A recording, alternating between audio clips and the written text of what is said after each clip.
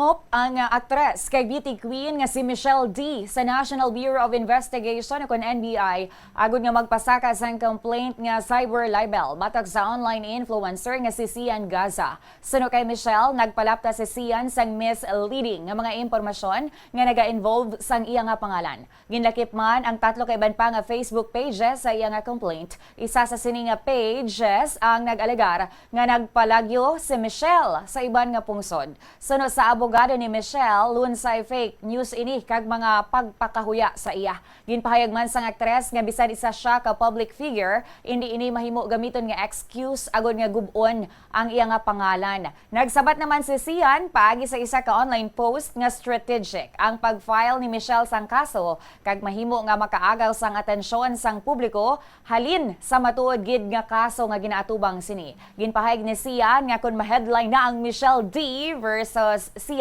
Gaza suno sa iya, magagwa na nga si Michelle ang biktima nga nagabato. Naibaluan nga antes sini na involved sa kontrobersiya si Michelle kag ang iya duha ka abyan nga sanday Rian Ramos kag Samantha Panlilio matapos ginakusaran sila sang driver ni Rian sang pagpang-torture nga ginaalegar natabo mismo sa condo ni Michelle sang Enero. Ini nga akusasyon lunsay man ginpanginwala ni Michelle, Rian kag Sam.